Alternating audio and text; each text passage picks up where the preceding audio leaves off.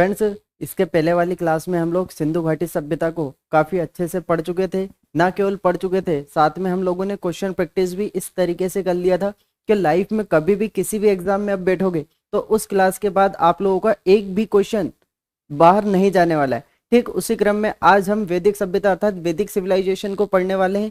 और यहाँ से देखिए, आजकल एग्जाम में बहुत ज़्यादा ही क्वेश्चन यहाँ से पूछे जाते हैं, क्योंकि दिन ब दिन कहीं ना कहीं साहित्य से बहुत ज़्यादा चीज़ें एग्जाम में आ रही है।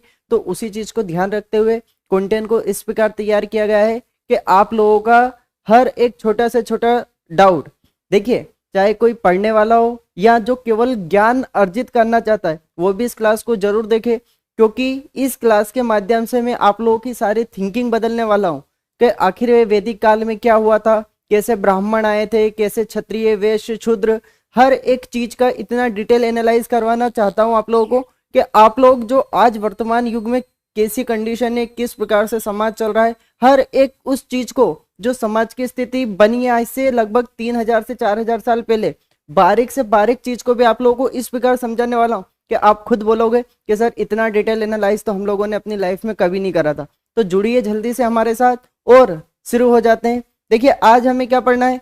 आज हमें पढ़ना है वैदिक काल। आज हमें क्या पढ़ना है? वैदिक काल पढ़ना है। देखिए, इसके पहले आप लोग जल्दी से क्लास को शेयर कर दीजिए। Vicky Meena ji good evening. इसके अलावा मोनिका यादव जी भी हमारे साथ जुड़ चुकी है, बहुत बढ़िया।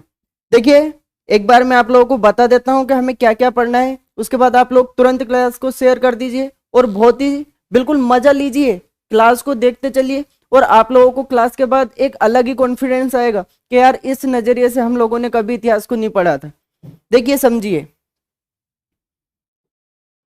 आज हमें वैदिक काल में हम क्या क्या पढ़ेंगे स्पष्ट आप लोगों के सामने लिखा है। देखिए, सबसे पहले हम वैदिक काल की भूमिका को पढ़ने वाले हैं। एक बैकग्राउंड, एक इंट्रोडक्शन पार्ट देखेंगे, हम कालक्रम देखेंगे, विस्तार देखेंगे, आखिर वैदिक काल का विस्तार कहाँ से कहाँ तक था, किस समय की बातें हम इसमें करते हैं, इस समय के लोगों की सामाजिक स्थिति कैसी थी, व्यापारिक स्थिति कैसी थी, आर्थिक स्थिति कैसी थी, राजनीतिक, धार्मिक, सांस्कृतिक, प्रौद्योगिकी, ये सारी की सारी इस समय की प्रमुख बातें थी। हर वो तथ्य जो हमारे एग्जाम के लिए सबसे ज्यादा इंपॉर्टेंट है, एक भी तथ्य आप लोगों का क्लास से बाहर नहीं जाने वाला। साथ में आप लोगों को पता है हमारी क्लास की खासियत, हम PYQ प्रीवियस ईयर क्वेश्चन भी साथ में ही करते हैं। तो आप लोग और जल्दी से एक बार क्लास को शेयर करते रहिए।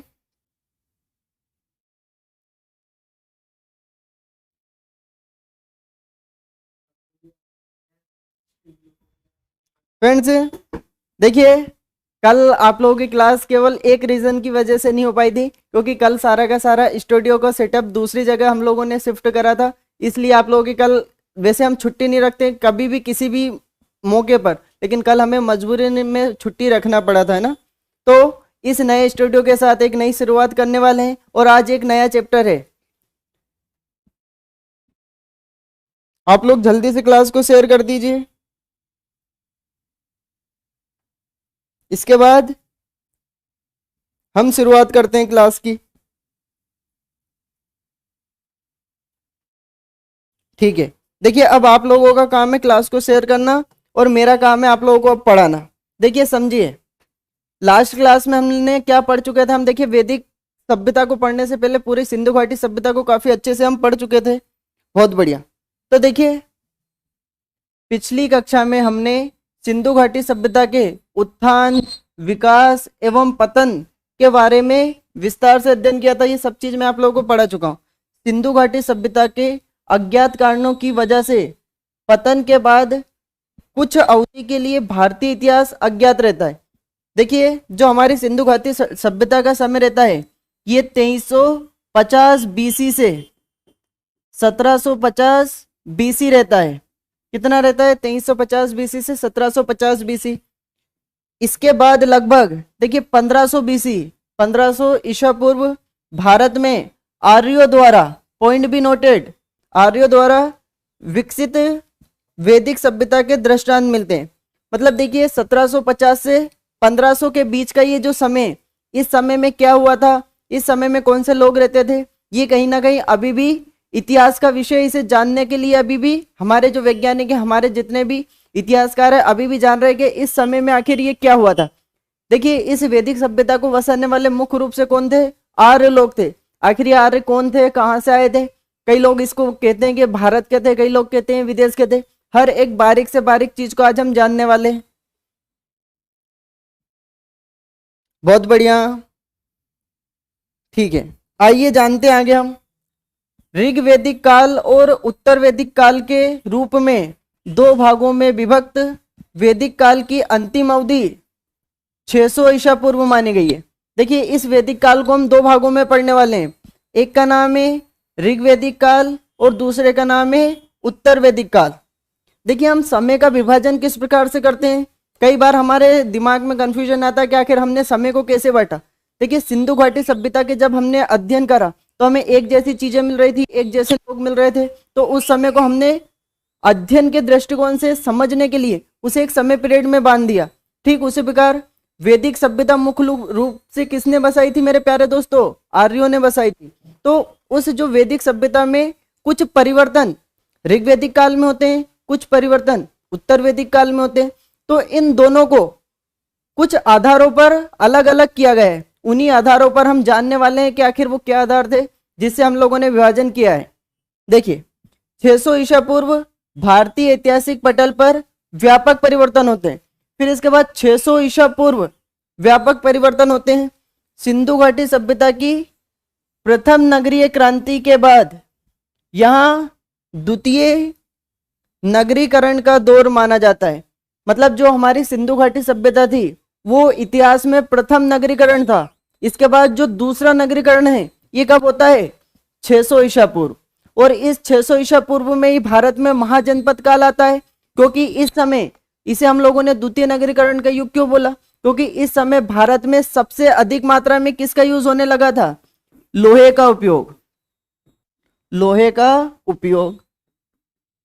देखिए समझिए सिंधु घाटी सभ्यता तब मैंने आप लोगों को पढ़ाई थी, उसमें कहीं से भी लोहे का उपयोग के बारे में जानकारी नहीं थी।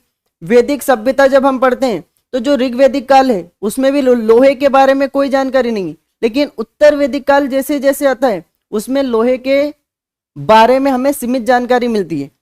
और जब 600 ईसा पूर्व का समय आता है तो लोहे का अत्यधिक उपयोग होने लगता है।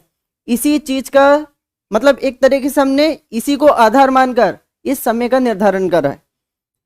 तो आप लोग क्लास को शेयर करते रहिए।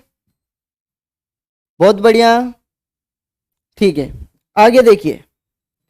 इस काल में महाजनपद काल का उदय होने के साथ ही जैन बौद्ध धर्म का विकास होता है। देखिए आप लोगों को एक एक चीज बताऊंगा कि आखिर जैन और बौद्ध धर्म का विकास ही क्यों होता है। आखिर इस वैदिक सभ्यता में ऐसा क्या होता है कि दो नए धर्म का जन्म हो जाता है। यहां से भारतीय इतिहास को एक निश्चित एवं क्रमबद्ध दिशा प्राप्त होती है तथा आगे चलकर उत्तर भारत एवं दक्षिण भारत के इतिहास के रूप में विभक्त हो जाता है। लेकिन ये जो महाजनपद काल के बाद हम इतिहास को उत्तर भारत का अलग से पढ़ेंगे और दक्षिण भारत का अलग से पढ़ेंगे। वैदिक काल, बाबू क्या पढ़ना है आज हमें? वैदिक काल पढ़ना है, वैदिक सिविलाइजेशन पढ़ना है। इस वैदिक काल का जो समय है इसका मोटा मोटा समय कितना है?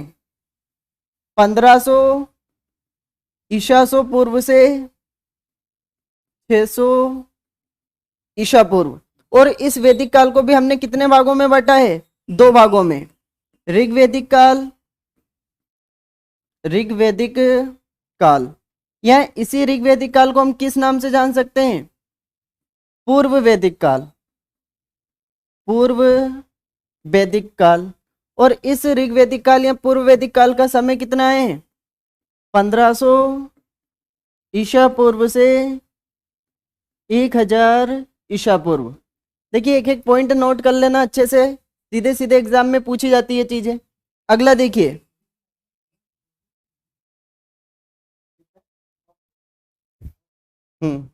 इसके अलावा दूसरे की यदि हम बात करें तो उत्तर वैदिक काल, उत्तर वैदिक काल। और इसमें यदि हम समय की बात करें तो 1000 ईसा पूर्व से 600 ईसा पूर्व।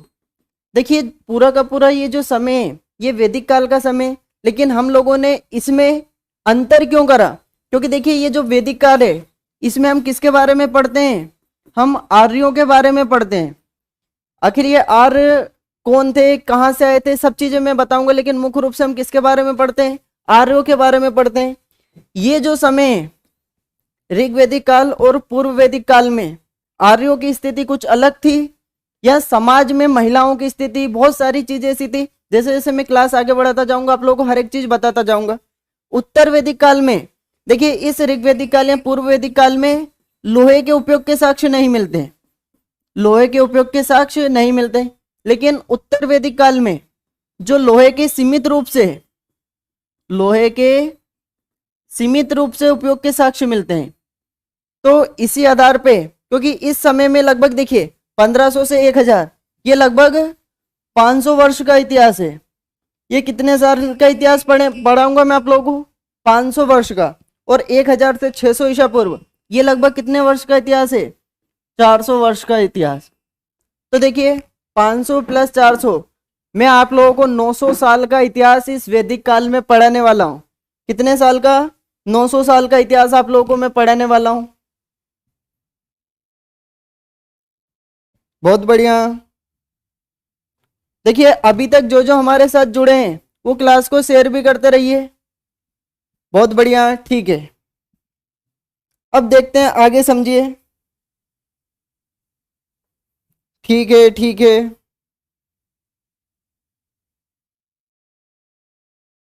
ओके, देखिए आप लोग क्लास को शेयर करते रहिए। वैदिक काल की यदि हम बात करें, मैंने आप लोगों को स्पष्ट तरीके से बता दिया, इसे हम एक भाग में पढ़ेंगे, ऋग्वैदिक काल, या इसी का नाम क्या हो जाएगा, पूर्व उत्तर वैदिक काल।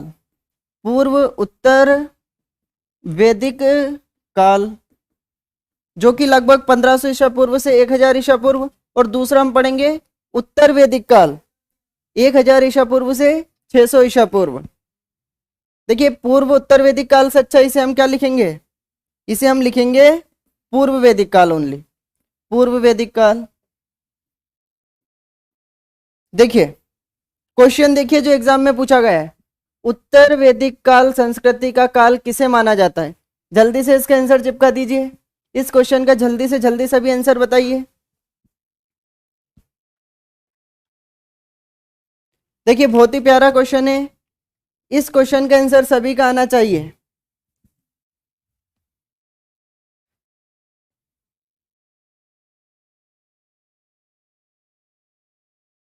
अभी तक किसी का आंसर नहीं आ रहा है। देखिए इतना सिंपल क्वेश्चन है, सभी का आंसर आना चाहिए बाबू। बहुत बढ़िया, सबसे पहले इति जी का आया है, लता जी का आया है, शुभम जी हमारे साथ जुड़ चुके हैं। Good evening Shubham ji. देखिए इस क्वेश्चन की यदि हम बात करें, उत्तर वैदिक संस्कृति का काल, उसने उत्तर वैदिक संस्कृति का काल पूछा है, तो 1000 ईसा पूर्व से 600 ईसा पूर्व हमारा राइट आंसर हो जाएगा। अगर वो वैदिक काल बोलता, ऋग वैदिक काल बोलता, या पूर्व वैदिक काल बोलता, तब हमारा उत्तर 1500 से 1000 ईसा पूर्व हो जाता। लेकिन उसने उत्तर वैदिक काल पूछा है। तो देखिए जस्ट अभी मैंने आप लोगों को पढ़ाया और क्वेश्चन एग्जाम में पूछ लिया है, तो देखिए सेकंड टिक करते और आगे बढ़ जाते हैं। देखिए इस काल का नाम वैदिक काल इसलिए पड़ा क्योंकि इस काल के बारे में हमें वेदों से जानकारी प्राप्त होती है। कहां से जानकारी प्राप्त होती है, वेदों से। साथ ही इस काल में समस्त सामाजिक, आर्थिक, धार्मिक, राजनीतिक व्यवस्था का निर्धारण वेदों के द्वारा ही होता था। अतः एक कारण यह भी है कि इसे वैदिक काल कहा जाता है। हम इसे आखिर वैदिक काल ही क्यों बोला, क्योंकि समस्त चीजों का निर्धारण वेदों से होता था। और इस वेदों में ही किसके बारे में लिखा है, आर्यों के बारे में लिखा है। देखिए वैदिक काल मूलतः आर्यों से संबंधित है, पॉइंट भी नोटेड। अर्थात वैदिक काल में हम जो भी अध्ययन करते हैं वह वस्तुतः आर्यों के सामाजिक, आर्थिक, राजनीतिक, सांस्कृतिक जीवन से संबंधित है। देखिए श्रुति साहित्य, देखिए सुनिए, वैदिक काल को श्रुति साहित्य भी कहा जाता है। क्यों कहा जाता है, क्योंकि देखिए ये जो वैदिक काल है लगभग 1500 ईसा पूर्व से 600 ईसा पूर्व है। लेकिन इसे श्रुति साहित्य इसलिए कहा जाता है क्योंकि जब वेदों की रचना, जब ये काल चल रहा था तब वेदों की रचना नहीं हुई थी। इसे कहीं ना कहीं ये जो ज्ञान है एक पीढ़ी से दूसरी, दूसरी से तीसरी, इस प्रकार समय के साथ साथ आगे बढ़ता गया। और जब जो उत्तर वैदिक काल है 1000 से 600 ईसा पूर्व, उस समय में इस ज्ञान को लिखा गया था। मतलब जिस प्रकार एक आप लोगों को सीधा सीधा ये समझ सकते हैं कि ये जिस समय की बात है उस समय कोई लिपि नहीं थी तो लिखा नहीं गया था, और जब लिपि नहीं थी, लिखा नहीं गया था, तो ये पीढ़ी दर ज्ञान आगे बढ़ता गया और बाद में इसे कुछ व्यक्तियों के द्वारा उस ज्ञान को जब लिखना लिपि आई तब उसे लिख लिया गया। तो इसे ही क्या बोला जाता है? श्रुति साहित्य। मतलब सुनकर एक पीढ़ी से दूसरी पीढ़ी पर यह ज्ञान गया है। परिसेन जी हमारे साथ जुड़ चुके हैं, नितेश चंद्रवंशी जी भी हमारे साथ जुड़ चुके हैं, बहुत बढ़िया। देखिए, आर्यों को लिपि का ज्ञान नहीं था, पॉइंट भी नोटेड। अतः वे अपने ज्ञान को सुनकर एक पीढ़ी से दूसरी पीढ़ी तक पहुंचाते थे। मतलब इस पीढ़ी ने, जैसे कहावत और मुहावरा आप सुनते हो, काफी सालों से चली आ रही। अब ये काफी सालों से चली आ रही, अगर आज किसी व्यक्ति ने इसे लिख दिया तो एक तरीके से वो साहित्य बन गया, तो उसी प्रकार ये वैदिक साहित्य हो गया। इसलिए वैदिक साहित्य को श्रुति साहित्य भी कहा जाता है। पॉइंट भी नोटेड, इसे याद रखना कि वैदिक साहित्य को ही श्रुति साहित्य कहा जाता है। कालक्रम की यदि हम बात करें, समझिए कालक्रम। प्रसिद्ध इतिहासकार एवं पुरातत्वविद मार्टिन व्हीलर ने सिंधु घाटी सभ्यता का कालक्रम 2500 ईसा पूर्व से 1500 ईसा पूर्व बताया। देखिए, मैं आप लोगों को सिंधु घाटी सभ्यता का कालक्रम काफी अच्छे से बता चुका हूं। ये जो मार्टिन व्हीलर है, इन्होंने सिंधु घाटी सभ्यता का कालक्रम 2500 ईसा पूर्व से 1500 ईसा पूर्व बताया। चूंकि सिंधु घाटी सभ्यता के उत्थान और पतन के बारे में प्रामाणिक जानकारी नहीं है, एवं मार्टिन व्हीलर ने सिंधु घाटी सभ्यता के अंतिम काल को अधिकतम 1500 ईसा पूर्व तक बताया है। अतः वैदिक काल का प्रारंभ 1500 ईसा पूर्व से माना जाता है। देखिए, जैसा कि मैंने आप लोगों को सिंधु घाटी सभ्यता के पतन के बारे में बताया था, कोई ने बोला था आर्यों का आक्रमण हुआ था, या अर्थात इन्हीं लोगों ने उन पर आक्रमण करके उस सभ्यता को खत्म किया होगा। हो सकता है एक तरीके से बाढ़ आई हो, महामारी आई हो, तो बहुत से रीजन हो सकते हैं। बहुत बढ़िया। उल्लेखनीय है कि सिंधु घाटी सभ्यता की तरह वैदिक काल के प्रारंभ के बारे में कोई प्रामाणिक जानकारी नहीं है। आखिर ये वैदिक काल प्रारंभ कहाँ से होता है, इसके बारे में भी कोई जानकारी नहीं है। अतः इस काल का प्रारंभ 1500 ईसा पूर्व मान लिया जाता है। हालांकि वैदिक काल की समाप्ति के बारे में स्पष्ट एवं प्रामाणिक जानकारी है। इस काल की अंतिम अवधि 600 ईसा पूर्व है। वैदिक काल कहाँ से प्रारंभ हुआ ये स्पष्ट तरीके से नहीं मान सकते, लेकिन ये समाप्त कहाँ पे होता है, ये इस समय लिपि आ चुकी थी, इसलिए 600 ईसा पूर्व इसका अंतिम समय माना है। लेकिन फिर भी हम लोगों ने 1500 से 600 ईसा पूर्व का समय मान लिया है। ऐसा इसलिए है कि 600 ईसा पूर्व द्वितीय नगरीकरण का होता है तथा महाजनपदों का उदय प्रारंभ। देखिए, 6ठी शताब्दी में 600 ईसा पूर्व किसका उदय हो जाता है? महाजनपदों का। साथ ही जैन एवं बौद्ध धर्म का भी विकास होता है, जिससे समाज के प्रत्येक पक्ष में महत्वपूर्ण एवं मौलिक परिवर्तन आते हैं। क्योंकि इस समय लोहे का बहुत अधिक मात्रा में यूज होने लगा। क्या होने लगा? अधिक मात्रा में यूज। इसके अलावा 600 ईसा पूर्व के पास लोहे का प्रयोग भी प्रारंभ हो चुका था। न केवल प्रारंभ, अत्यधिक मात्रा में यूज होने लगा था। अतः इन्हीं व्यापक परिवर्तनों के आधार पर इतिहासकारों ने वैदिक काल की अवधि को 1500 ईसा पूर्व से 600 ईसा पूर्व माना है। क्या है? इतना समय माना है। देखिए, नोट पॉइंट अच्छे से याद रखिएगा। वैदिक काल की समाप्ति सिंधु घाटी सभ्यता की तरह नहीं होती, बल्कि यहाँ समाज निरंतर बना रहता है। जिस प्रकार सिंधु घाटी सभ्यता का पतन हो गया था, ये जो वैदिक काल की सभ्यता के लोग, ये समाप्त नहीं होते, क्योंकि वैदिक काल को हम पहले ऋग्वैदिक काल में पढ़ते हैं, फिर उसे उत्तर वैदिक काल में पढ़ते हैं। उन लोगों के विचारों में परिवर्तन हुआ था, लेकिन लोग वही थे। फिर वही लोग आगे बढ़ते बढ़ते आज की तारीख में हम भी कहीं ना कहीं उन्हीं लोगों के वंशज माने जा सकते हैं। इसके बाद समाज में आने वाले परिवर्तनों के आधार पर वैदिक काल की अंतिम अवधि का निर्धारण किया जाता है। देखिए, समाज में जो परिवर्तन आते हैं उनके आधार पे हम लोगों ने समय को बांटा है, ये पॉइंट याद रखना। अब वैदिक काल विभाजन, वैदिक काल का विभाजन देखिए। देखिए, वैदिक काल को भी दो भागों में व्यक्त किया गया है, पहले ही मैं आप लोगों को बता चुका हूं। इस विभाजन का आधार भी मुख्यतः समाज एवं लोगों की जीवन शैली में आने वाला परिवर्तन था। मतलब उस समय के लोगों में और बाद के लोगों में क्या क्या परिवर्तन होता है, उसी आधार पर हम लोगों ने इसे बांटा है।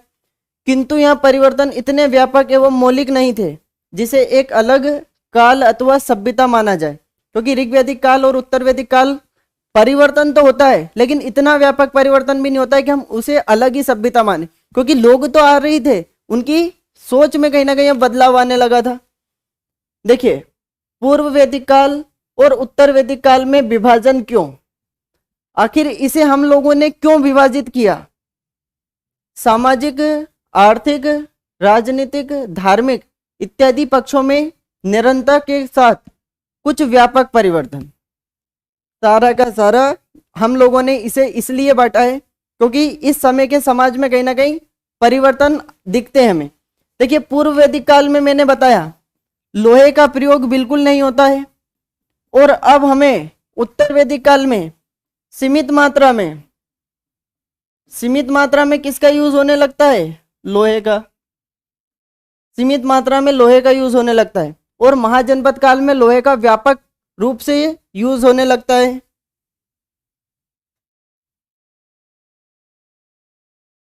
आगे देखिए, उदाहरण के लिए उत्तर प्रदेश के एटा जिले में अतरंजी खेड़ा नामक स्थान पर लोहे के साक्ष्य मिले। पॉइंट बी नोटेड, भारत में पहली बार लोहे के साक्ष्य कहां से मिलते हैं? तो उत्तर प्रदेश के एटा जिले के अतरंजी खेड़ा नामक स्थान से।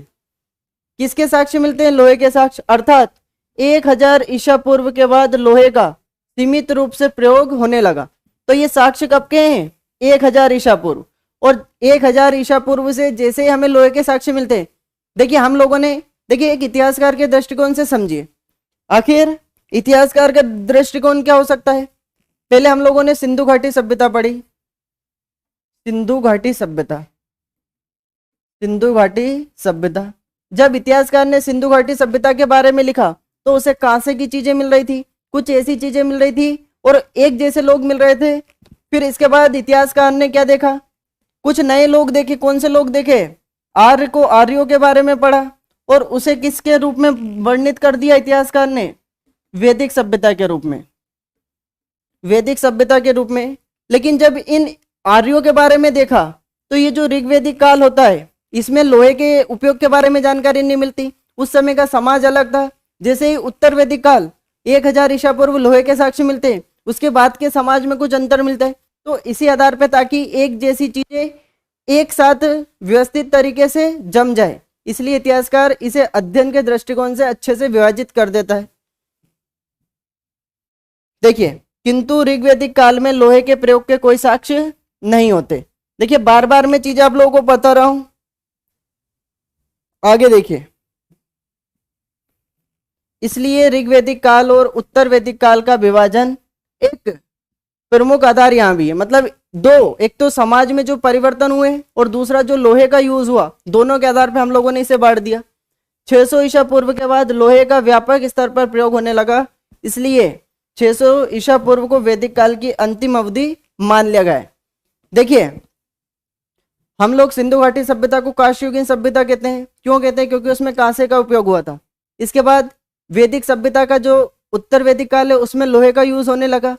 और देखिए, लोहे को क्या बोला जाता है? लोहे को बोला जाता है कल। तो हो सकता है ये जो समय एक तरीके से कलयुग, वैसे कलयुग को पाप का प्रतीक माना गया है, लेकिन लोहे का यूज होता है इस काल में, इसलिए इसे लोह युग या कलयुग बोला गया है। अब देखिए, उत्पत्तिकर्ता, वैदिक काल के निर्माण के रूप में आर्यों को स्वीकार किया गया है। वैदिक काल में हम जो भी अध्ययन करते हैं वह वस्तुतः आर्यों के सामाजिक, आर्थिक, राजनीतिक, सांस्कृतिक जीवन से संबंधित है। मतलब इस समय में हम जो भी पढ़ेंगे सब कुछ आर्यों के बारे में ही पढ़ेंगे। जैसे यदि आज इतिहास लिखा जाएगा तो आज भारतीय लोग क्या करते हैं, जैसे भारतीय सभ्यता के बारे में कोई लिखेगा इससे 500 साल बाद, तो हो सकता है इस समय के लोग फोन चलाते हो, ट्विटर चलाते हो, फेसबुक चलाते हो, व्हाट्सएप चलाते हो। जो भी करता है वो साहित्य में लिखा जाता है और उसी के आधार पे इतिहास को आगे बताया जाता है।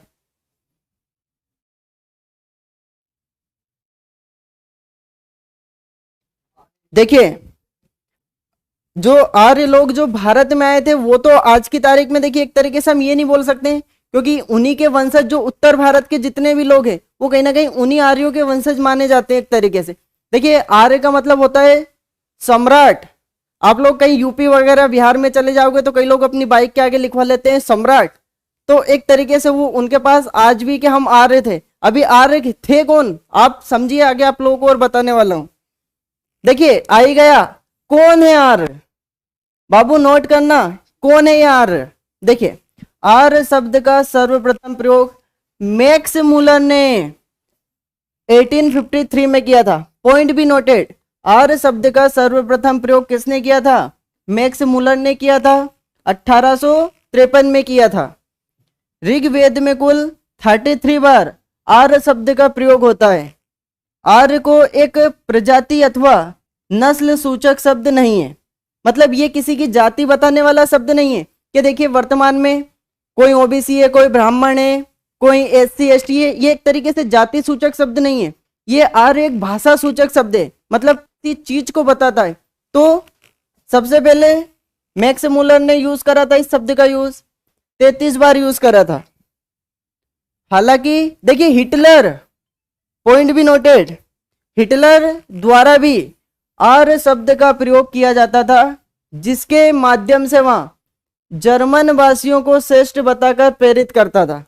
तो देखिए, इस आर्य शब्द का यूज हिटलर, आज की तारीख में कोई भी व्यक्ति हिटलर नाम नहीं रखता, क्योंकि हिटलर एक तरीके से साम्राज्यवाद का प्रतीक माना जाता है वर्तमान में। तो देखिए, इस हिटलर ने भी आर्य शब्द का यूज किया था और ये सारे जर्मन वासियों को क्या कहता था, आप आ रहे हो, आप आ रहे हो। सर ये आर्य है क्या, बाबू रुकिए, बढ़िए तो सही। देखिए, आर्य प्रजाति अथवा नस्ल सूचक शब्द नहीं है, बल्कि एक भाषा सूचक शब्द है। आर्य संस्कृत भाषा का शब्द है, जिसका अर्थ है श्रेष्ठ, कुलीन, उत्तम, सज्जन, साधु, सभ्य। तो आर्य का मतलब क्या होता है, आर्य कौन है, तो आर्य वो व्यक्ति है जो श्रेष्ठ हो, जो कुलीन हो, जो उत्तम हो, जो सज्जन हो, साधु हो या सभ्य हो। हर व्यक्ति जिसमें ये क्वालिटी है वो आर्य कहलाता था। तो ये जो वैदिक सभ्यता के लोग क्या थे, खुद को क्या समझते थे, श्रेष्ठ समझते थे, कुलीन समझते थे, उत्तम समझते थे, सज्जन या साधु या सभ्य समझते थे। सोचिए, इस आर्य शब्द का यूज हिटलर द्वारा किया गया था और ये आर्य शब्द के माध्यम से पूरे जर्मन वासियों को क्या कहता था कि आप बहुत ही ज्यादा सभ्य हो, बहुत ही ज्यादा अच्छे हो। देखिए, ये जो अंग्रेज भारत में आए थे ये भी खुद को क्या कहते थे, हम बहुत ही ज्यादा सभ्य, हम बहुत ही ज्यादा श्रेष्ठ है। अरे बाबू, तुम तो श्रेष्ठ आज बता रहे हो, हमारे यहाँ पर आज से 3000 साल पहले ये लोग इतिहास में छोड़ के चले गए, ये जो आप तुम बोल रहे हो।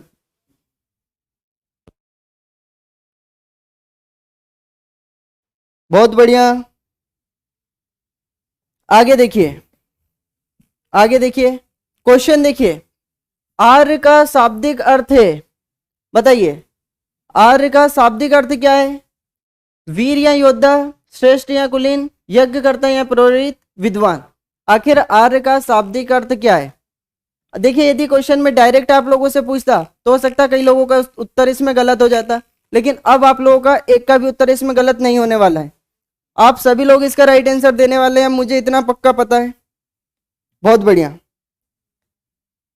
ठीक है, सियानी जी का आया, इति जी का आया, वर्षा जी का, मोनिका जी, बहुत बढ़िया। लगभग सभी का आ रहा है श्रेष्ठ या कुलीन।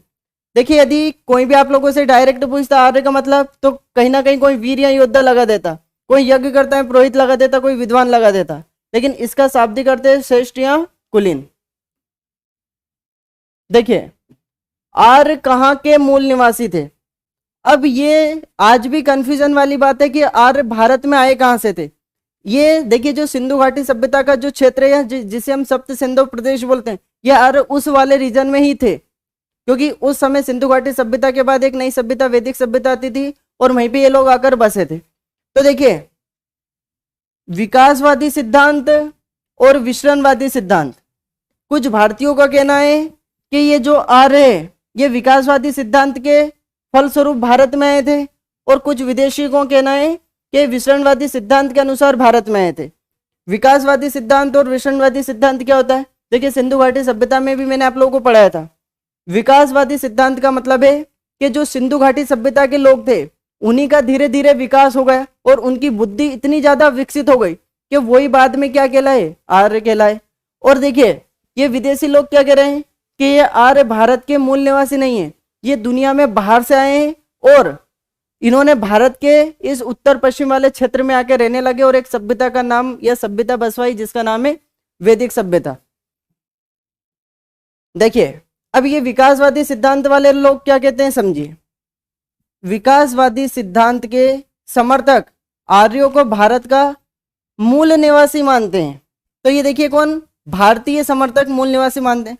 इनका मत है कि यद्यपि सिंधु घाटी सभ्यता के पतन के बाद तथा ऋग्वैदिक काल के प्रारंभ होने से पहले का काल एक प्रकार से अज्ञात काल है, मतलब वो जो समय वो कैसा है, अज्ञात है, किंतु इसी दौरान एक नई सभ्यता ने जन्म लिया होगा जिसका विवरण हमें वैदिक काल के रूप में मिलता है। सिंपल सी बात है, विकासवादी लोग क्या कहते हैं कि जो सिंधु घाटी सभ्यता के लोग हैं वही बाद में क्या बनते हैं, आर्य बनते हैं।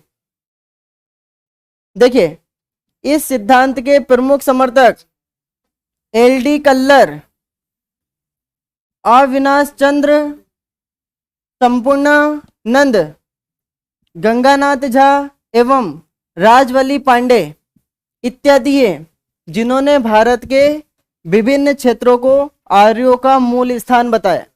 देखिए क्वेश्चन पूछा जाता है कि निम्नलिखित में से कौन कौन से व्यक्ति या जो भारतीय ये मानते हैं कि आर्य भारत के ही थे, तो नाम याद रखना, एल.डी. कल्लर, अविनाश चंद्र, संपूर्णानंद, गंगानाथ झा, राजविले पांडे। ये जो 5 लोग हैं कभी भी एग्जाम में हमारे सीधे सीधे क्वेश्चन के माध्यम से आ सकते हैं। देखिए एल.डी. कल्लर, ये जो एल.डी. कल्लर साहब है ये क्या कहते हैं कि इन आर्यों का उद्गम कहाँ से होता है, कश्मीर से। ये आर्य कहाँ से आते हैं, कश्मीर से आते हैं।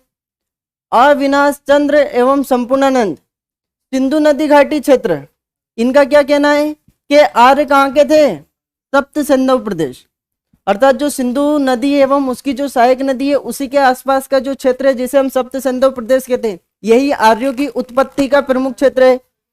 गंगानाथ झा, गंगानाथ झा क्या कहते हैं कि आर्य कहाँ से आए हैं, ब्रह्मश्री प्रदेश से आए हैं। कहाँ से आए हैं, ब्रह्मश्री प्रदेश से।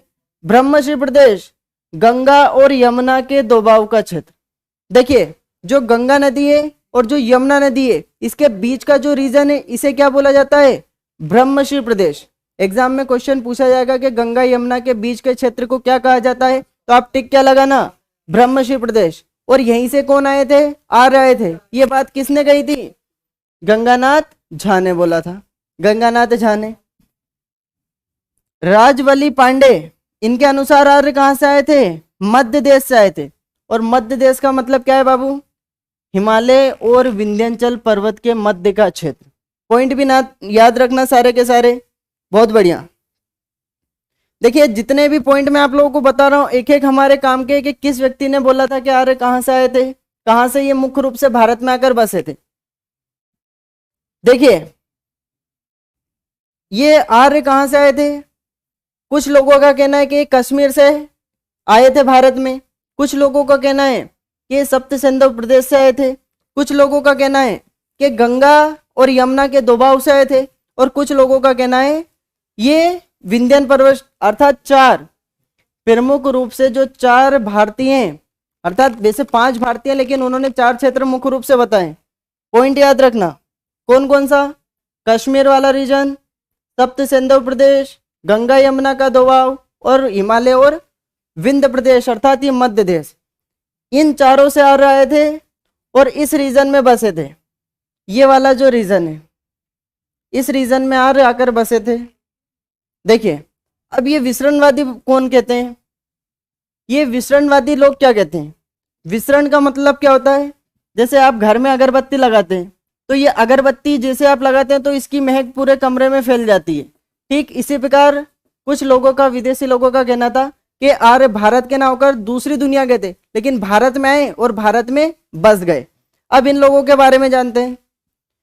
इस सिद्धांत के अनुसार आर्य मूल रूप से भारतीय नहीं थे। ये लोग क्या कह रहे हैं? भारतीय नहीं थे। आर्य का मतलब क्या है? श्रेष्ठ, कुलीन, अच्छा, सभ्य। अब आप ही बताइए, विदेशी लोग क्या ये कहेंगे कि भारतीय इतने सभ्य थे? जो अंग्रेज भारत में आके डोंडी पीटते, हम सभ्य हम सभ्य, वो कैसे मान लेंगे कि भारत के लोग सभ्य हो सकते हैं? समझिए आगे। बल्कि विश्व के किसी अन्य भागों से आए थे। इस विचारधारा के प्रमुख समर्थक Max Muller, Keith, Edward mayor, Dayanand Saraswati, DS Trivedi और बाल गंगाधर तिलक। बाल गंगाधर तिलक, ये सारे के सारे लोगों का क्या कहना था कि ये आर्य मूल रूप से भारतीय नहीं थे। ये आर्य विदेश के थे, ये भारतीय नहीं थे। समर्थक कौन कौन है? मैक्स मूलर, कीट, Edward mayor, Dayanand Saraswati, DS Trivedi और बाल गंगाधर तिलक। इन सभी लोगों का कहना था। देखिए, कुछ भारतीय भी है इसमें, जो भारत के कुछ फेमस लोग हैं। इन लोगों का भी कहना था कि आर्य भारत के नहीं है, दूसरी जगह से आए। लेकिन सुनिए, हमें इतिहास में कभी भी लड़ाई नहीं करनी है, हमें कभी भी इतिहास में बहस नहीं करनी है। क्यों नहीं करनी है? क्योंकि इतिहास में हमें हर किसी के दृष्टिकोण को देखना जरूरी है। आखिर ये व्यक्ति ऐसी कह रहा है तो क्यों कह रहा है, ये ऐसी कह रहा है तो क्यों कह रहा है। भारतीय हैं, इसके क्या प्रमाण है? विदेशी हैं, इसके क्या प्रमाण मिले? हम हर चीज को पढ़ेंगे, समझेंगे, उसके बाद तुलना करेंगे कि ये लोग सही है या ये लोग सही है। यदि उसके बाद अपनी विचारधारा बनाएंगे। सीधा सीधा कि मैं भारत का हूं और मेरे तो आर्य भारतीय हैं, ये कभी भी हमें विचारधारा नहीं बनानी। हर चीज को जानेंगे, उसके बाद ही चीजों को आगे एनालाइज करेंगे। ठीक है, आगे देखिए। इनका मानना है कि विश्व के किसी अन्य भाग से आकर आर्यों ने भारत में एक नवीन सभ्यता का विकास किया, जिसे वैदिक सभ्यता के रूप में जाना जाता है। वस्तुतः वैदिक ऐतिहासिक प्रमाणों के आधार पर आर्यों के मूल स्थान के संदर्भ में विसरणवादी सिद्धांत को अधिक सही एवं प्रामाणिक माना जाता है।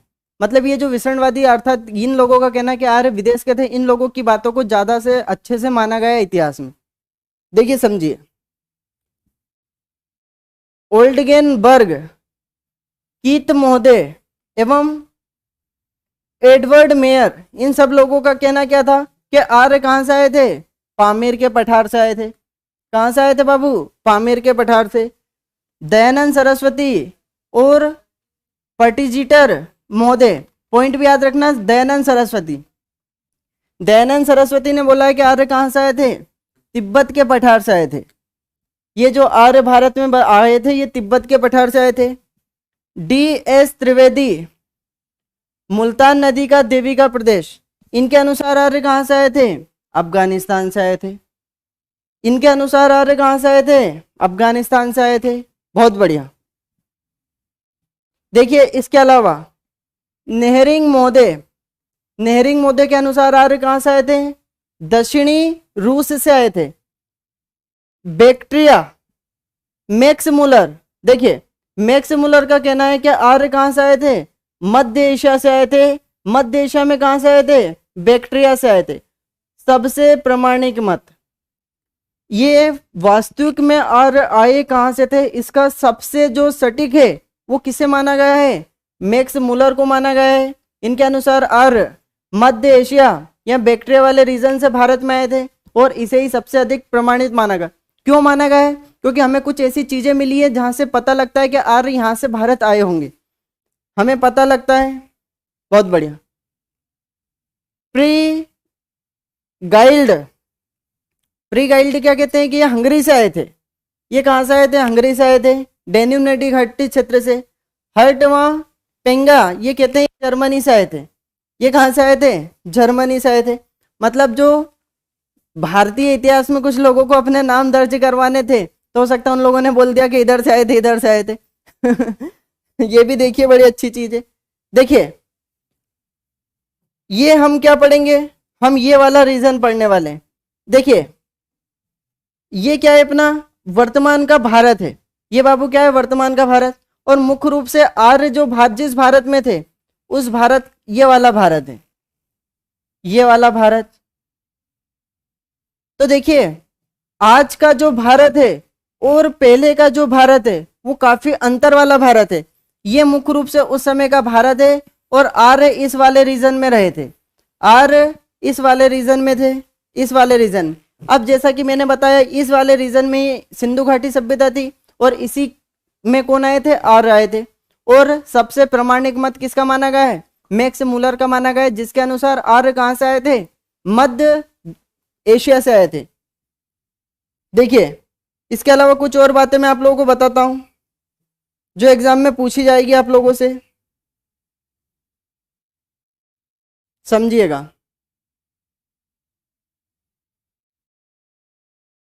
देखिए ये क्वेश्चन जो एग्जाम में हम लोगों से पूछे जाएंगे, जहां से क्वेश्चन और भी बनते हैं। देखिए स्वामी दयानंद सरस्वती की पुस्तक सत्यार्थ प्रकाश एवं इंडियन हिस्टोरिकल ट्रेडिशन आर्यों के बारे में उल्लेख किया गया है, जिसमें तिब्बत को आर्यों का मूल निवासी स्थान माना गया है। देखिए हमें कुछ लोगों के जो फेमस लोग हैं उनकी पुस्तकों के बारे में भी पता होना चाहिए। तो स्वामी दयानंद सरस्वती, इन्होंने क्या बोला है कि आर्य तिब्बत से आए थे। पहली बात, इन्होंने इस बात की पुष्टि कहाँ पे की है? एक तो अपनी पुस्तक सत्यार्थ प्रकाश में, दूसरी इंडियन हिस्टोरिकल ट्रेडिशन। पॉइंट याद रखना, दोनों बुक इनकी थी और इन्होंने बताया कि आर्य तिब्बत से आए थे।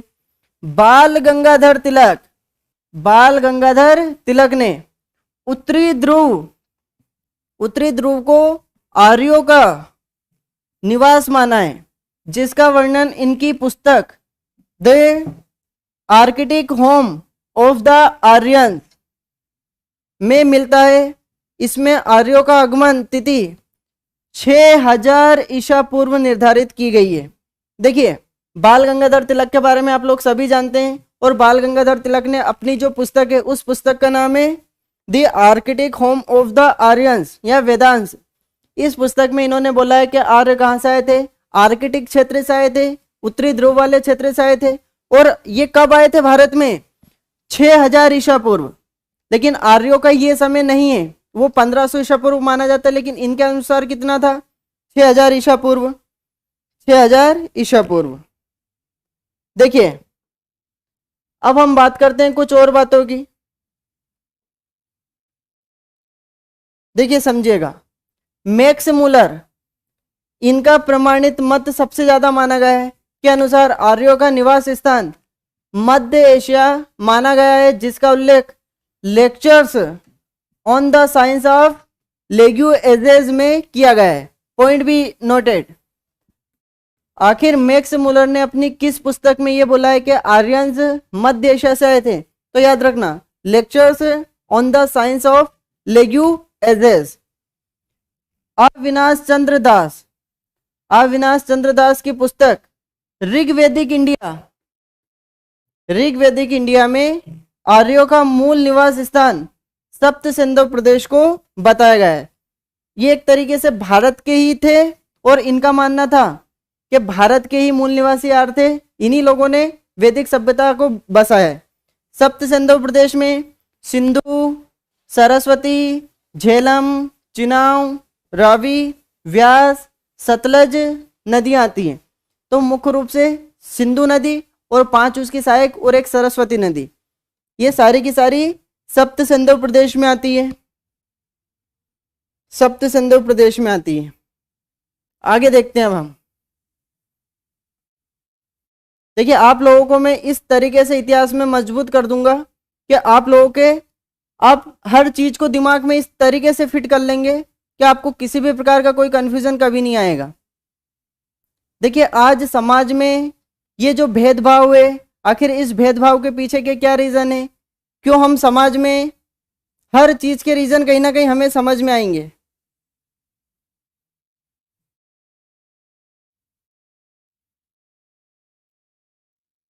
तो हम लोगों ने ये देख लिया कि भारतीय लोगों का क्या कहना था, विकासवादी लोगों का क्या कहना था। देखिए प्रारंभिक कार्यों के बारे में निम्न कथन में से कौन सा कथन सही नहीं है, बताइए कौन सा कथन सही नहीं है। वे संस्कृत बोलने वाले थे, वे घुड़सवारी किया करते थे, वे कई झुंडों में भारत पहुंचे, वे मुख्यतः नगरों में निवास करते थे। इस पॉइंट का उत्तर दीजिए जल्दी से जल्दी, सभी जल्दी से जल्दी इसका आंसर चिपका दीजिए। इस क्वेश्चन का आंसर चिपका दीजिए। देखिए अभी तक जिस जिसने क्लास को शेयर नहीं करा है वो क्लास को शेयर कर दें, और इसके बाद जिस जिसने क्लास को अभी तक लाइक नहीं करा वो लाइक भी कर दें। यदि आप लोगों को लग रहा है कि वास्तव में चीज़ें आप लोगों को काफ़ी इंपॉर्टेंट और काम की मिल रही है तो क्लास को लाइक भी कर दे, ताकि हमें लगता है कि हाँ हमारे द्वारा दिया जाने वाला कंटेंट आप लोगों के काम आ रहा है। इसका उत्तर दीजिए। बहुत बढ़िया, इति जी का भी आ रहा है। देखिए सुनिए, ये सिंधु घाटी सभ्यता नगरीय सभ्यता थी, फिर ये जो वैदिक सभ्यता मुख्य रूप से ग्रामीण सभ्यता थी। आर्यों को ग्रामीण माना गया है, अर्थात ये गांव में रहते थे, इसीलिए फिर बाद में जब महाजनपद काल आते हैं तो उसे द्वितीय नगरीकरण बोलते हैं। तो देखिए वे मुख्यतः नगरों में निवास करते थे, ये बात सरासर गलत है, और उसने यही तो पूछा है, सत्य नहीं है। तो उसने सत्य नहीं है पूछा बाबू, तो आप लोगों को उत्तर पता होना चाहिए क्या आएगा। वे मुख्यतः नगरों में निवास करते थे। वो नगरों में निवास नहीं करते थे, वो मुख्यतः ग्रामीण सभ्यता थी। ग्रामीण सभ्यता कैसी सभ्यता थी? ग्रामीण सभ्यता। देखिए हर चीज को अच्छे से नोट करते रहिए, आप लोगों की क्लैरिटी जितने अच्छे से आप लोग इन चीजों को रिवाइज करेंगे, बार बार देखेंगे, हर चीज में मजा आने वाला है। बहुत बढ़िया, ठीक है। अब देखिए सभी का आंसर बदल गया, अब देखिए सभी का आंसर बदल गया, ठीक है। देखिए वे मुख्यतः नगरों में निवास करते थे। आगे देखते हैं हम वैदिक काल के बारे में जानकारी के स्रोत। बाबू याद रखना, आखिर हमें वैदिक काल के बारे में कहां से पता चलता है, क्या क्या स्रोत है। स्रोत की यदि हम बात करते हैं तो स्रोत में मुख्य रूप से पुरातात्विक स्रोत बताने वाला हूं मैं आप लोगों को, और साहित्यिक स्रोत। देखिए चाहे हम पुरातात्विक स्रोतों की बात करें चाहे हम साहित्यिक स्रोतों की बात करें, ये दोनों के दोनों किसके बारे में बताते हैं? आर्यों के बारे में बताते हैं। किसके बारे में बताते हैं? आर्यों के। देखिए एक बार कमेंट्स में ये बता दीजिए कि जितना भी यहाँ पे पीपीटी में चल रहा है आप लोगों को स्पष्ट तरीके से दिखाई दे रहा है या नहीं दिखाई दे रहा है। क्योंकि देखिए अभी नया नया स्टूडियो चेंज करा है हम लोगों ने, तो हो सकता है कुछ दिक्कत नहीं आती हो ना, तो बता दीजिए।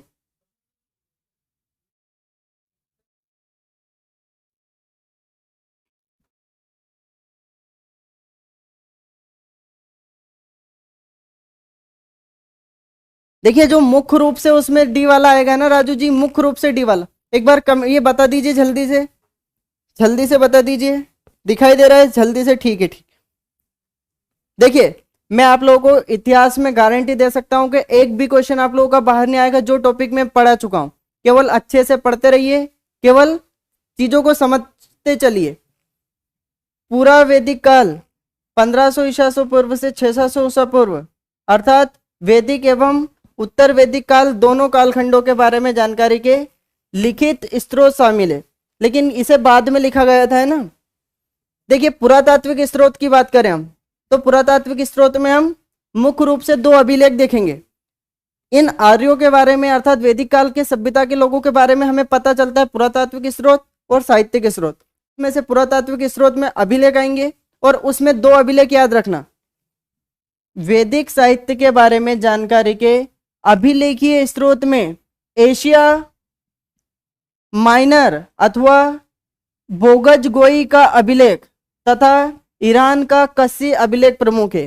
ये देखिए ये कस्सी अभिलेख कहाँ का है? ईरान का। देखिए, दो अभिलेख मुख्य रूप से हमें इस वैदिक सभ्यता के बारे में बताते हैं।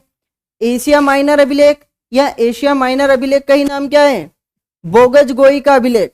तो पहला अभिलेख तो ये हमें बताता है कि आर्य कहां से आए थे। ईरान का कस्य अभिलेख ये भी हमें बताता है कि आर्य कहां से आए थे। बहुत बढ़िया, ठीक है, ठीक है। क्वेश्चन पूछे जाते हैं। देखिए, एशिया माइनर अथवा बोगज गोई का अभिलेख क्वेश्चन पूछा जाएगा, निम्नलिखित में से कौन कौन से अभिलेख हमें वैदिक सभ्यता अर्थात आर्यों के बारे में जानकारी देते हैं? तो याद रखना, एशिया माइनर अथवा बोगज गोई का अभिलेख, दूसरा है ईरान का कस्य अभिलेख। ये अभिलेख तुर्की में मिला है। पहला पॉइंट याद रखना कि अभिलेख एशिया माइनर का अभिलेख कहां का है? तुर्की में मिला है। मतलब कुछ चीजें हमें मिली है, उस पर कुछ लिखा रहा है। इस अभिलेख के अनुसार लगभग 1400 ईसा पूर्व, पॉइंट भी नोटेड, लगभग 1400 ईसा पूर्व तुर्की में हिती तथा मितनी नामक दो प्रमुख कबीले थे। देखिए, मैं आप लोगों को सारे की सारी बातें बता देता हूं। ये जो एशिया माइनर है या बोगज गोई का अभिलेख है, ये तुर्की में हमें मिला है। और इस अभिलेख में दो कबीलों के बारे में जानकारी है। एक का नाम है हिती, दूसरे का नाम है मितनी। ये दोनों के दोनों इतने आपस में लड़ते थे, बार बार इनमें युद्ध होता था। और जब इनमें बार बार युद्ध होता था तो इन्होंने सोचा कि यार हम बार बार युद्ध करने से अच्छा है एक दूसरे के साथ समझौता कर ले। और इन दोनों ने समझौता करा और कुछ कस्में खाई। भगवान की कसम खाई इन्होंने। कौन कौन से भगवान? इंद्र देवता की कसम खाई, वरुण देवता की कसम खाई, इसके अलावा मित्र देवता की कसम खाई, नासत्य देवता की कसम खाई। तो इन्होंने कस्में खाई कि आगे से हम भविष्य में युद्ध नहीं लड़ेंगे। और ये दोनों के दोनों 1400 ईसा पूर्व उस तुर्की वाले रीजन से किधर आए? भारत वाले रीजन में। और इन्हीं लोगों ने बाद में भारत में आर्य बने और वैदिक सभ्यता का निर्माण करा। देखिए, हिती कबीले का प्रमुख सुब्बिलिम्बा, जबकि मितिनी कबीले का प्रमुख मतियु अजा था। यह हमें राजाओं के नाम याद नहीं रखना। इस अभिलेख के अनुसार कब की बात है? अभिलेख 1400 ईसा पूर्व का अभिलेख है, तुर्की में मिला है।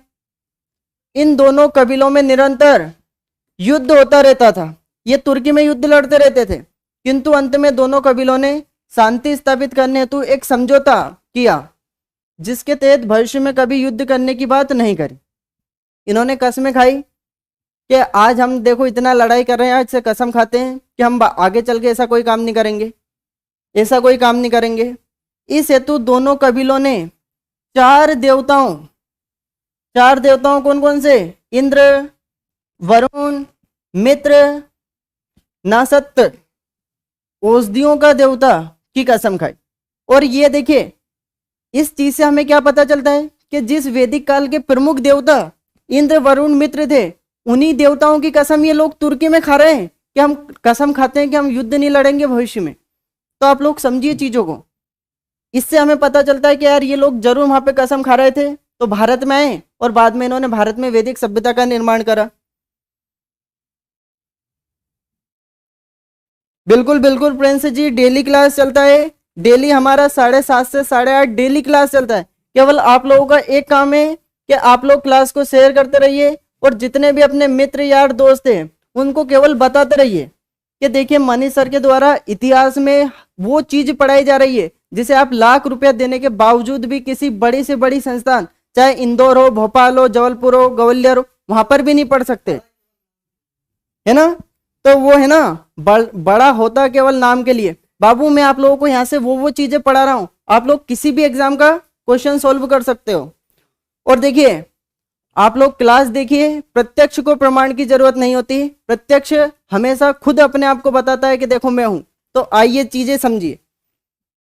इन चारों देवताओं का उल्लेख भारतीय प्रसंग में वैदिक काल में मिलता है ना।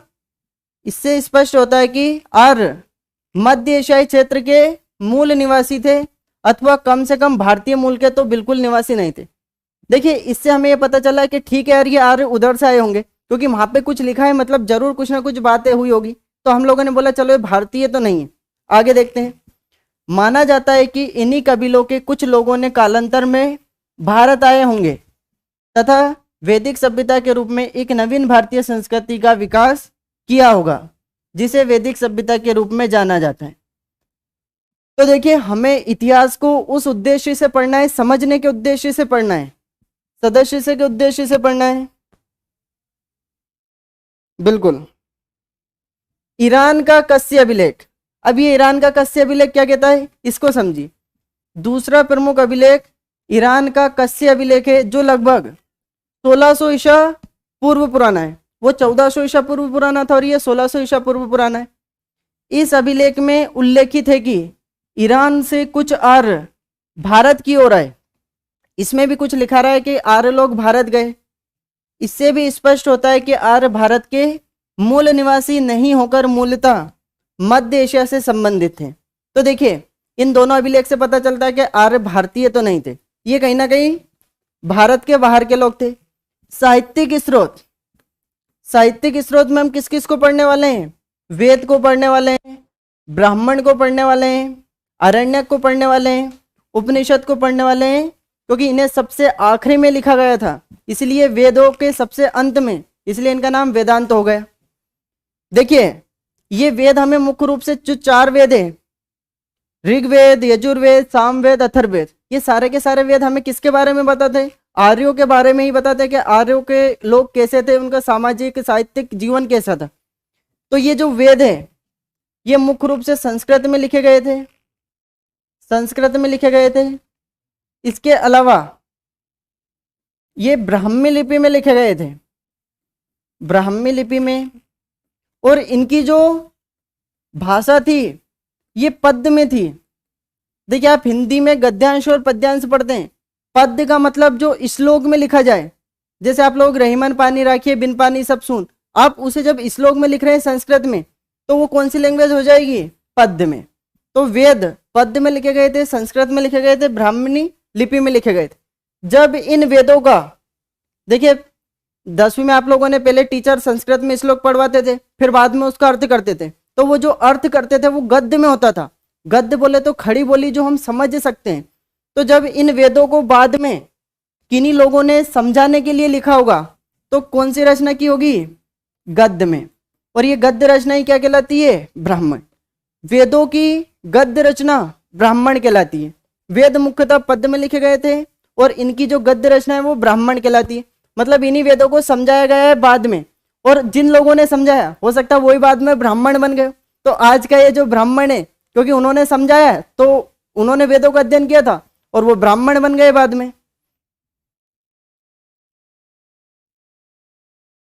बिल्कुल बिल्कुल।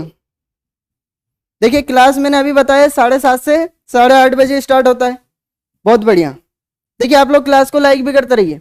अरण्यक का मतलब होता है जंगल। जब इन वेदों की रचना कहां पर की गई हो? जंगल में की गई हो। कहां पे की गई हो बाबू? जंगल में की गई हो, तो वो अरण्यक कहलाते हैं। उपनिषद, जब देखिए इन वेदों के गुरु ने ज्ञान तो दे दिया, लेकिन जब शिष्य ने क्वेश्चन पूछा तो उसे क्या बोला? उपनिषद। जब गुरु और शिष्य के बीच में क्वेश्चन आंसर हुए, जन्म क्या है, मृत्यु क्या है, हम इस लोक में क्यों आए, बहुत सारी ऐसी बातें, तो जब गुरु और शिष्य ने आपस में क्वेश्चन पूछे तो उसे उपनिषद दे दिया। देखिए सोचिए उस समय जब शिष्य और गुरु आपस में बात करते थे, एक दूसरे से बहस करते थे, क्वेश्चन पूछते थे, तो वो भी उपनिषद बन गए। और आजकल के जो शिष्य हैं वो तो पता नहीं भगवान जाने व्हाट्सएप, फेसबुक, ट्विटर, इंस्टा, इसमें ही समय बर्बाद कर रहे हैं। देखिए आप लोगों को इस वैदिक सभ्यता के अंत में, उत्तर वैदिक काल में वो चीजें मैं पढ़ाऊंगा कि आप लोग सोचोगे कि यार हमारा क्या कर्तव्य है। 16 संस्कार हमारे हैं, हमारे ऊपर जो 3 ऋण है। इंसान को तब तक मोक्ष नहीं मिलती तब तक हम हर उस चीज का अनुसरण नहीं करते जो हमारे वेदों में लिखा है। हर चीज में अच्छे से बताते चलता चलूंगा आप लोगों को। देखिए यहाँ सभी साहित्यिक स्रोत ग्रंथ वैदिक काल 1500 ईसा पूर्व से 600 ईसा पूर्व के बीच में नहीं लिखे गए हैं।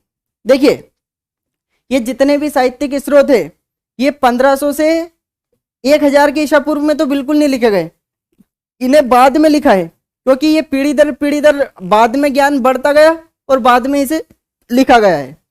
क्योंकि वैदिक काल के लोगों को लिपि का ज्ञान नहीं था, इसलिए वैदिक काल को भी सिंधु घाटी सभ्यता की तरह अर्ध ऐतिहासिक काल की श्रेणी में रखा जाता है। Point be noted. ये जो वैदिक सभ्यता है। वैदिक सभ्यता को हम मुख्य रूप से आद्य ऐतिहासिक काल में रखते हैं। आद्य ऐतिहासिक काल वो काल जिसमें लिपि की जानकारी नहीं थी, लोगों को लिपि के बारे में नहीं पता था। ये जो लिखा रहा है आप इसे पढ़ पा रहे हो तो ये लिपि है, लेकिन उस समय लोग लिख ही नहीं पाते थे। तो ये घटना कब की है? ये 1500 से 600 ईसा पूर्व की घटना है, लेकिन इसे बाद में लिखा गया है। देखिए आज से यदि 500 साल बाद आप लोगों से भारतीय इतिहास लिखने का बोला जाए तो हो सकता है कोई व्यक्ति किस तरीके से इतिहास को लिख रहा है, क्योंकि इतिहास में घटनाएं कभी नहीं बदलती है, लेकिन इतिहास लिखने वाले की सोच के ऊपर डिपेंड करता है वो किस सोच के साथ इतिहास लिख रहा है। तो हो सकता है कुछ चीजें हमें इतिहास में अच्छी मिल जाए, कुछ चीजें इतिहास में हमें बुरी भी मिल जाए। तो समय का बड़ा खेल रहता है इसमें, समय का बड़ा खेल रहता है। देखिए श्रुति साहित्य, मैं आप लोगों को बता चुका हूं कि इतिहास को श्रुति साहित्य कहते हैं। वैदिक काल में ज्ञान को पीढ़ी दर पीढ़ी सुनकर आगे बढ़ाया जाता था। मतलब देखिए उस समय के लोग अपने ज्ञान को एक करके आगे बढ़ाते थे, इसलिए वैदिक साहित्य को श्रुति साहित्य भी कहते हैं। पॉइंट भी नोटेड। कालांतर में इस ज्ञान को महर्षि वेदव्यास द्वारा संकलित किया गया। देखिए इस सारे के सारे ज्ञान को जो पीढ़ी दर आया, उसी में से बाद में महर्षि वेदव्यास ने उस ज्ञान को एक किताबों में लिखा और उन्हीं किताबों को बाद में वेद बोला। वेद व्यास का मूल नाम महर्षि कृष्ण द्वैपायन। पॉइंट भी नोटेड। महर्षि वेद व्यास का नाम ही क्या था? महर्षि कृष्ण द्वैपायन। वेद व्यास वेदों के निर्माता नहीं बल्कि संकलन करता है। देखिए कभी भी ये मत समझना कि महर्षि कृष्ण द्वैपायन या वेद व्यास ने ही इन ग्रंथों को लिखा है, मतलब ये इनके निर्माता नहीं है।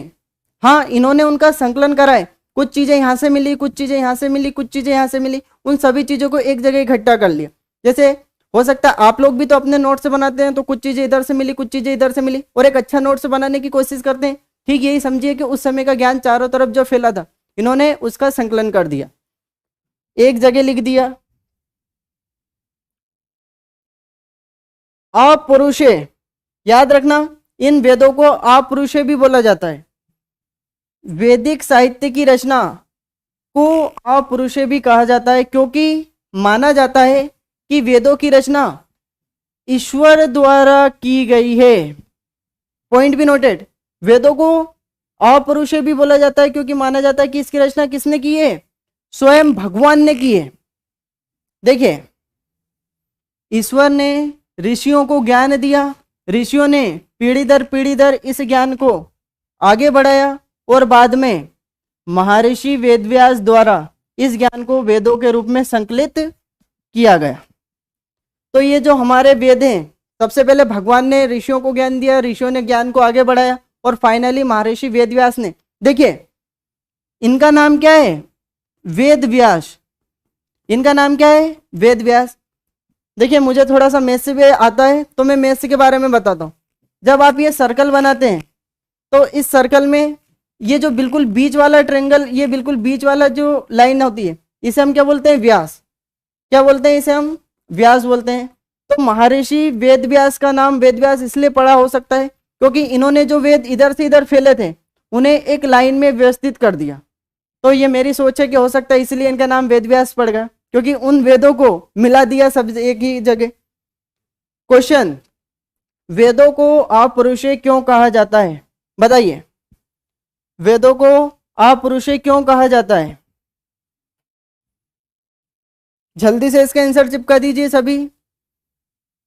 देखिए ये क्वेश्चन पूछा जाएगा, वेदों को अपरुषे क्यों कहा जाता है? अभी तक किसी का भी आंसर नहीं आ रहा है।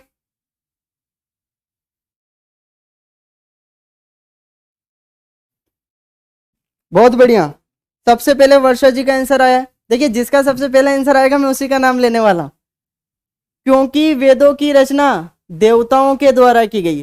देखिए आज से पहले यदि ये क्वेश्चन आप लोगों से पूछ लिया जाता तो मैं गारंटी दे देता कि आधे से अधिक लोग इस क्वेश्चन का गलत आंसर देते, क्योंकि वेदों की रचना ऋषियों द्वारा की गई। मेरे हिसाब से आप लोग इसी क्वेश्चन को टिक करते, लेकिन आज आप लोग टिक करोगे कि वेदों को अपरुषे इसलिए कहा जाता है क्योंकि वेदों की रचना देवताओं द्वारा की गई। ये यूपीएससी के क्वेश्चन है, सोचिए यूपीएससी स्टेट पीएससी तक के क्वेश्चन है। तो एसएससी जीडी में तो जो क्वेश्चन आएंगे वो मैं ऐसे करवा दूंगा, आप लोग उंगलियों पे आंसर निकाल दोगे। नित्य साहित्य अथवा संहिता, देखिए संहिता का मतलब क्या होता है समझिए। संहिता का मतलब होता है कोड। क्या होता है बाबू? कोड।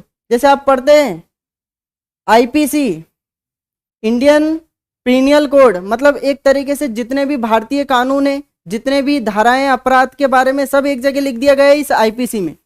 ठीक इसी प्रकार साहित्य की हर बातें इसी वेदों में लिख दी गई है, इसलिए इसे क्या बोला गया है? संहिता भी बोला गया है। याद रखिए, समझिए, देखिए क्या लिखा है, आगे देखिए बाबू, समझिए। भगवान नित्य जिसका कोई अंत नहीं हो। देखिए हिंदी का क्वेश्चन, जिसका कोई अंत ना हो, जैसे तो अनंत हो जाएगा, लेकिन भगवान नित्य भी हो जाएगा, इसलिए ईश्वरीय ज्ञान का भी कोई अंत नहीं है। बिल्कुल ये बात सही है, इसलिए वैदिक साहित्य को नित्य साहित्य भी कहते हैं। पहला पॉइंट, इन्हें नित्य साहित्य क्यों कहते हैं बाबू? क्योंकि ये जो वेद है इनका कोई अंत नहीं है, क्योंकि वेदों का संकलन किया गया है, इसलिए वैदिक साहित्य को संहिता भी कहते हैं। जैसा कि मैंने आप लोगों को बताया कि इन सभी चीजों को एक जगह लिख दिया है, इसलिए इसे संहिता भी कहते हैं। वैदिक साहित्य में अब हमें वेद पढ़ना है, ब्राह्मण पढ़ना है, आरण्यक पढ़ना है, उपनिषद पढ़ना है, सारी की सारी चीजें हम लोगों को पढ़ना है। वेद में हमें क्या क्या पढ़ना है? ऋग्वेद पढ़ना है, सामवेद पढ़ना है, यजुर्वेद पढ़ना है, अथर्ववेद पढ़ना है। सबसे प्राचीन वेद, सबसे प्राचीन क्वेश्चन पूछ लिया जाएगा बाबू के सबसे प्राचीन वेद कौन सा है, तो आप टिक कर देना ऋग्वेद। सबसे नवीनतम वेद, सबसे नवीनतम वेद, देखिए ये जो वेद है सबसे बाद में लिखा गया है, इसलिए इसे अथर्ववेद बोला है। देखिए वेद त्री किसे कहते हैं, ये एग्जाम में कई बार पूछा जाता है। वेद त्री का मतलब क्या होता है समझिए। ऋग्वेद, यजुर्वेद तथा सामवेद को संयुक्त रूप से वेद त्री कहते हैं। Point be noted, Rigveda, Yajurveda, Samaveda को तीनों को क्या बोला जाता है? वेद त्री, क्योंकि इन तीनों वेदों की विषय वस्तु लगभग एक सी है। इन तीनों में जो बातें लिखी है लगभग एक जैसी लिखी है, जैसे यज्ञ, धार्मिक कर्मकांड, देवताओं की प्रार्थना, संगीत, गायन, ये सारी की सारी चीजें तीनों वेदों में हमें मिलती है। जबकि अथर्ववेद, पॉइंट भी नोटेड, जादू टोना, औषधि, तंत्र मंत्र, वशीकरण, पशु पक्षियों एवं कीटों से फसल को बचाने के उपाय इत्यादि प्रकृति के उपाय शामिल है। मतलब आप लोग देखिए, इन्हें वेद त्रय इसलिए बोला जाता है क्योंकि तीनों की विषय वस्तु एक जैसी है, जबकि अथर्ववेद में विषय वस्तु पूरी तरीके से अलग है, इसलिए इसे क्या बोला जाता है? वेद त्रय का हिस्सा इसे नहीं माना जाता है। देखिए इसके अलावा अथर्ववेद को मूलतः लौकिक वेद अर्थात सामान्य व्यक्ति से संबंधित माना जाता है। देखिए लौकिक का मतलब क्या है? इस दुनिया में जो चल रहा है उसी का आनंद लो। और परलौकिक का मतलब क्या है? इस दुनिया में जो चल रहा है उसकी तो छोड़ दो, आनंद मत लो, और मरने के बाद क्या होगा उसके बारे में सोचो। तो दो चीजें याद रखना, जबकि वेद त्रय पारलौकिक विषय वस्तु से संबंधित है। समझिए, एक शब्द मैंने आपको बताया लौकिक और एक शब्द बताया मैंने पारलौकिक। लौकिक का मतलब होता है वर्तमान में क्या चल रहा है, आज हम क्या खा रहे हैं, क्या पी रहे हैं, क्या कर रहे हैं, आज के हम जीवन का किस प्रकार आनंद ले रहे हैं, किस प्रकार मजा ले रहे हैं, खुश है, दुखी है, रो रहे हैं, हंस रहे हैं, गा रहे हैं, क्या कर रहे हैं, ये क्या हो जाएगा? आज के बारे में बता रहा है लौकिक, इस जीवन के बारे में बता रहा है लौकिक। लेकिन जब हम मरने के बाद क्या होगा, इतनी सारी चीजें सोचे कि मरने के बाद क्या होगा, तो उसे बोला जाएगा पारलौकिक। तो ये जो वैदिक वेद कौन सा था? अथर्ववेद, इसे ही सामान्य व्यक्ति का वेद बोला गया है। जबकि जो वेद त्रय हैं ये इंसान के मरने के बाद क्या होगा उसके बारे में बता रहे हैं। क्वेश्चन, कौन से तीन वेद संयुक्त रूप से वेद त्रय कहलाते हैं? बताइए, चिपका दीजिए इसका आंसर। आखिर कौन से वेद त्रय कहलाते हैं? ऋग्वेद, यजुर्वेद, सामवेद, ऋग्वेद, यजुर्वेद, अथर्ववेद, ऋग्वेद, सामवेद, अथर्ववेद, यजुर्वेद, सामवेद, अथर्ववेद। चिपकाइए इसका आंसर जल्दी से जल्दी।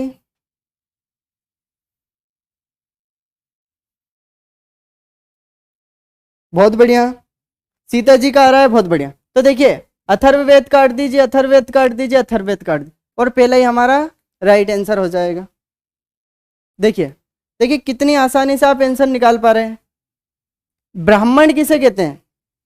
मैं आप लोगों को पहले ही बता चुका हूं, ब्राह्मण किसे कहते हैं? जब वेदों की जो गद्य में रचना लिखी गई हो उसे ब्राह्मण कहते हैं। समझिए, वेदों को आम लोगों तक सरल भाषा में पहुंचाने के लिए गद्य के रूप में लिखित ग्रंथ ब्राह्मण कहलाते हैं। और बाद में जब वेदों का ज्ञान इन लोगों ने दिया तो ये ब्राह्मण, जो आज के वर्तमान में ब्राह्मण है, वो कहलाए होंगे। हो सकता है ऐसा हुआ होगा, लेकिन ये ब्राह्मण क्या है? जो गद्य के रूप में लिखित है, अर्थात एक प्रकार से वेदों की सरल एवं सुबोध व्याख्या, ताकि जन सामान्य भी वेदों की बातों को समझ सके और जान सके। अरण्यक, जैसा कि मैं पहले ही बता चुका हूं कि जब इनकी रचना, वेदों की रचना जंगल में की गई है तो इसे अरण्यक बोला जाता है, अरण्यक बोला जाता है। बहुत बढ़िया, ठीक है। शिष्यों द्वारा जंगलों में अपने गुरु के पास जाकर सीखे गए ज्ञान का संकलन अरण्यक कहलाता है। मतलब जब इन्हीं चीजों को गुरु ने जंगल में दिया होगा ज्ञान, तो वो अरण्यक कहलाए। आज हो सकता है कैसा? अरण्यक को वन पुस्तक भी कहते हैं, पॉइंट भी नोटेड। अरण्यक को वन पुस्तक भी कहते हैं।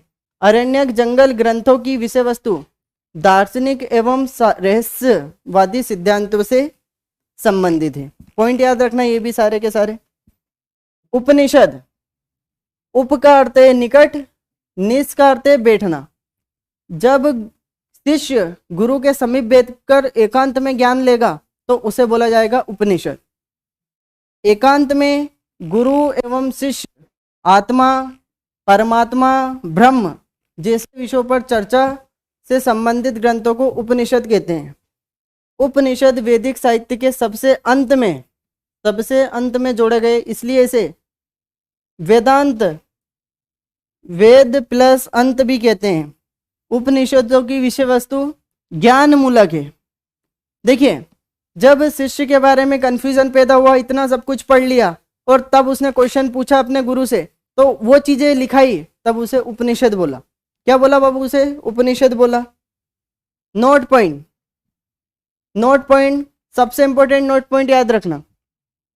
पूर्व वैदिक काल के बारे में केवल ऋग्वेद, पूर्व वैदिक काल के बारे में केवल ऋग्वेद से जानकारी मिलती है, इसलिए पूर्व वैदिक काल को ऋग्वैदिक काल भी कहते हैं। ये बात मैं पहले ही आप लोगों को बता चुका हूं कि पूर्व वैदिक काल को ऋग्वैदिक काल भी कहते हैं, क्योंकि केवल हमें ऋग्वेद से पता चलता है। जबकि उत्तर वैदिक काल के बारे में सामवेद, यजुर्वेद, अथर्ववेद, ब्राह्मण ग्रंथ, अरण्यक, उपनिषद इत्यादि से जानकारी प्राप्त होती है।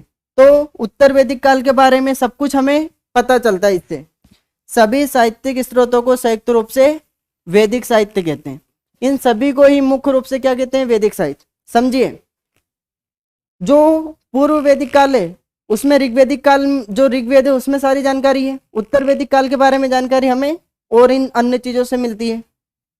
क्वेश्चन, निम्नलिखित में से उत्तर वैदिक काल में लिखे गए ग्रंथों का सही क्रम कौन सा है? बताइए, सही क्रम कौन सा है?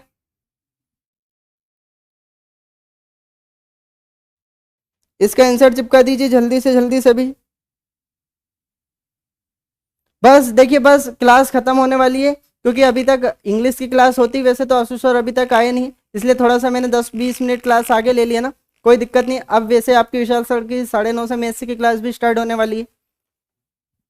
बहुत बढ़िया, शिवानी जी का आ रहा है, वर्षा जी का आ रहा है, सीता जी का आ रहा है, बहुत बढ़िया, लता जी का आ रहा है, बहुत बढ़िया। तो देखिए, सबसे पहले वेद लिखा है, फिर ब्राह्मण आए, फिर अरण्यक आए, फिर उपनिषद आए। तो ये हमारा फर्स्ट ही आंसर आ जाएगा। देखिए, इसके बाद हम जो चारों के चारों वेद हैं, ऋग्वेद, यजुर्वेद, सामवेद, अथर्ववेद, ब्राह्मण ग्रंथ, हर चीज के बारे में कल फिर क्लास में पढ़ने वाले हैं। इसके अलावा ऋग्वैदिक काल का समाज कैसा था, उत्तर वैदिक काल का समाज कैसा था, हर एक चीज को आप लोगों से इस तरीके से मैं बताने वाला हूँ केवल क्लास देखते चलिए, आप लोगों की हर एक चीज बारीक से बारीक छोटा सा छोटा डाउट भी क्लियर हो जाए। सर ऐसा उस समय क्यों हुआ था, क्यों नहीं हुआ था, आज ऐसा है तो उसकी जड़ें इसी वैदिक काल की वजह से, आज समाज में ये है तो इसी की जड़ें कहीं ना कहीं वैदिक काल से निकलेगी। तो बताइए क्लास कैसी लगी, सेशन कैसा लगा, कमेंट से करके जरूर बताइएगा। मिलते हैं कल फिर इसी टाइम पे 7:30 से 8:30 बजे। गुड नाइट, वंदे मातरम, खुश रहिए, मस्त रहिए।